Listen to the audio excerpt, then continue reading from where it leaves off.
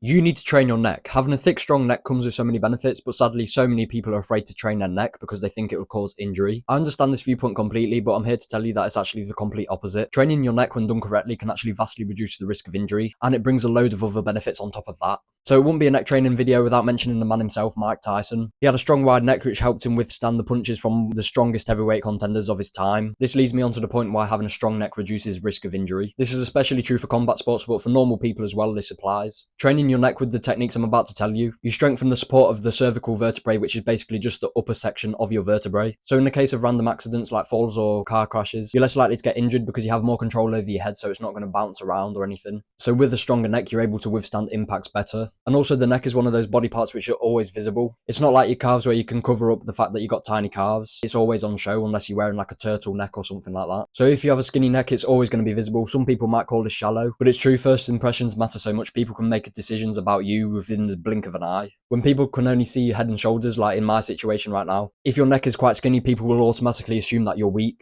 even if the rest of your body is well developed and you're strong. It sounds really shallow, but it's just the reality of humanity. This is what we're wired to be like. You've probably seen the classic example where there's two pictures of the same guy, but in one picture his neck is edited to be thicker or thinner, whichever way around it is. I'll just use myself for this example. On the picture on the right, you'd probably assume that I was quite weaker because my neck is really skinny. And then on the picture on the left, my neck's quite thicker, so you'll assume that I'll look more stocky and strong, even if you can't see the rest of my body. So with the explanation I've just given, having a strong neck makes you more respectable. Then also, if you're a fighter and you're having a face-off, people will assume that you're very strong and that you're hard to knock out because you've got a strong neck. Just imagine facing off with Mike Tyson. He looked like an absolute animal. And do you think if he had a thin neck, he'd be as intimidating? Probably not, but he's still Mike Tyson, so I'd shit myself if I was in a face-off with him. I've been glazing Mike Tyson for his neck throughout this whole video, so how did he actually get it? He did these things called neck bridges. You might be looking at this video right now saying, oh, that looks really dangerous, or that can't be safe or anything. And if you're thinking that, you're right. This type of training compresses the cervical spine, which I mentioned earlier, basically the top few section of the vertebrae, and it causes all kinds of problems. Direct pressure on the bones of your neck can cause them to deform, or it can damage the spinal cord.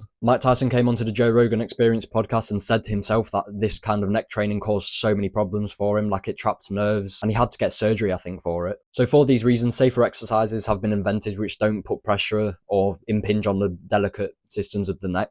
So for the most basic type of neck training, all you need is 2 exercises with a plate. It'll probably be around 5 to 10 kilograms for most people. You shouldn't really go too heavy on training neck anyway. So the first one you've probably seen before is neck curls. They target the muscles on the front of your neck, specifically the sternocleidomastoid. And then also there's neck extensions, which train the uppermost fibers of the trap muscles, which sit on the back of your neck. Doing these 2 exercises will get you 80% of the gains, but if you want to optimize even further and get that additional 20%, you should do these exercises with a head harness. So neck extensions, like I mentioned before, can be done with a head harness. This is a much bigger improvement. Because there's no bench in the way, you can get a larger range of motion and you can go further down. Then also because your hands aren't on the plate itself, the movement is more controlled and you're less likely to cheat. Then the next exercise with the harness does look very weird, but it's very good. It's my personal favourite. Side neck curls directly isolate the muscles on the side of your neck, so this will ultimately give you that width that everyone is looking for. And then also strengthening the muscles on the side of your neck will improve stability for the other exercises like neck curls and extensions. So when you go and actually do these exercises, you shouldn't do it in 8 to 12 rep range. The 8 to 12 rep range is usually good for hypertrophy, but because the neck muscles are posturing muscles, they're made up of more type 1 muscle fibers which benefit from higher reps because they're more specialized for endurance activities. So you should pretty much always do 15 plus reps so you can target the neck muscle fibers more optimally. And then also because you're not going as heavy, you're less likely to get some kind of neck injury. And because the neck muscles are really small, they recover really quick, so you can train them really frequently. I found that training them 3 to 4 times a week is the best. Always give your neck muscles 1 or more days to rest. I'll put up on the screen somewhere a neck training routine that you could go and try yourself, but give it a go. This gives me very good neck gains. Just a quick word of warning to anyone who is actually going to go out and train their necks as a result of this video, or to anyone who is currently training their neck. Over time, the muscles will get thicker and stronger, which is good,